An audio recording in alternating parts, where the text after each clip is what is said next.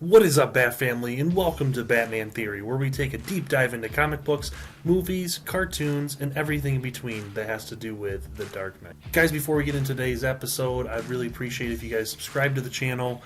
As soon as we get to 1,000 subs, we are going to be giving away this backlit neon Batman sign. It's customizable to the winner. All you have to do is subscribe to the channel and comment on a video. So let's get right to it. And here we go. So guys, in today's video I'm going to do a quick, 5-ish, 6-ish minute long comic book read through for an old gem that I think is actually really interesting. It's the first ever appearance of Mr. Freeze. Now, Mr. Freeze at the time was actually not known as Mr. Freeze. He was known as Mr. Zero because he had to stay at sub-zero temperatures to stay alive. Very similar to current Mr. Freeze, but in this instance, and really up until Batman the Animated Series in 1992, Mr. Freeze was kind of a two-bit villain. He was described in the comic as a bizarre criminal, and definitely very eccentric, kind of, I think, planned to be a one-off character, not really anything popular. He appeared a few times, but really was always kind of a hokey character.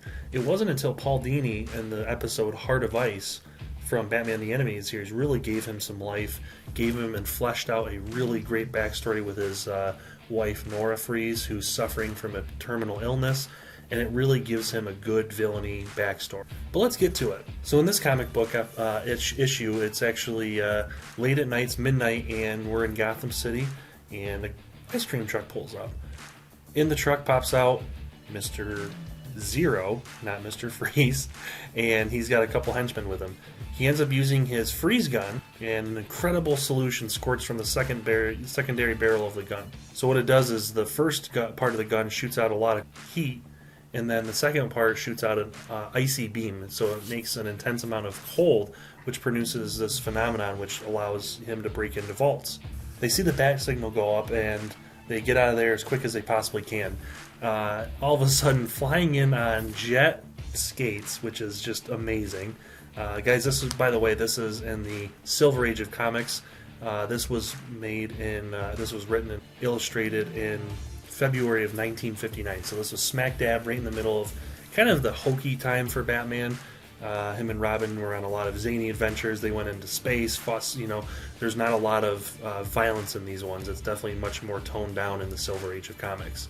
It wasn't until the Bronze Age, which started in the 70s, when Batman became a little darker and became really the Dark Knight we come to know now. So Batman ends up lassoing the ice cream truck, but Mr. Freeze shoots off a sheet of ice when they slip and fall on it.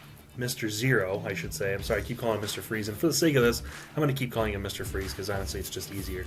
So his henchmen, when they get back to the lair, ask him what the heck happened and why is he the way he is. So he tells his backstory, and it is in certain ways a little similar, and you get glimpses of how it was similar to the Mr. Freeze we know now, but there is some differences. Like I said, there's no tragic backstory with his wife. So in this instance, he is a scientist, and a freezing solution that he was working on slipped out of his hand and saturated himself with the solution. He finds out that the only way he can breathe and really survive is when he's in ice cold temperatures. So Mr. Freeze's plan now is to freeze the wealth of Gotham City, whatever that really means. So the very next day, outside of an exclusive Gotham City hotel, Mr. Freeze's henchmen go inside. They break inside, and there's some royalty there, and they try to grab a princess's tiara and her diamond pendants. And Batman and Robin happen to be nearby in broad daylight. That's another thing in the Silver Age of comics, guys. Batman and Robin really weren't night dwellers as much. You definitely see them much, much more during the day. Actually, the majority, I would honestly say, of their fighting at this point really happens a lot of times in broad daylight. So they try to swing into action, but Mr. Zero freezes their bat lines into ice. So the unique thing here is Mr. Freeze uses an ice chute as a getaway ladder, or getaway slide I should say, to slide down from the hotel. After Batman and Robin try sliding down, he uses a heat ray on his gun to melt the chute. Now the interesting thing about this is Mr. Freeze, this is really one of the few times that he actually has both things. He doesn't have just a freeze gun or freeze beam. And this, he actually has a heating unit as well, which kind of, I think, makes it pretty interesting, and it makes him kind of dangerous. Batman then tells Robin that they have their Bat Chopper, and it's parked nearby, which is awfully convenient. Gotta love Silver Age comics. I absolutely adore them. And an absolute hilariously awesome chase ensues. Mr. Freeze freezes the cop cars that are following them, and as they follow him to the cave, their Batcopters get frozen as well, allowing Mr. Freeze to freeze Batman and Robin, which is what makes honestly the entire front of the comic and the comic issue extremely iconic. Is you see Batman and Robin both frozen in blocks of ice. Mr. Freeze tries to keep them there as his trophies. Batman has a plan and begins rocking back and forth in his block of ice and ends up breaking it open. He hits a vent of steam and breaks the block of ice, freeing him and Robin.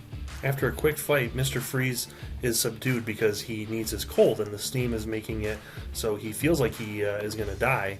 However, come to find out, again, miraculously, you gotta love Silver Age comics, guys, he finds out that he can breathe again, and he's cured, actually, because of the steam, and he doesn't need his suit anymore. And essentially that wraps up the entire comic. I gotta be honest, guys, I think it's a fun little iteration. Is it like a mind-blowing story or anything? No, this is just a simple product of its time. Like I said, February of 1959 is when it was published.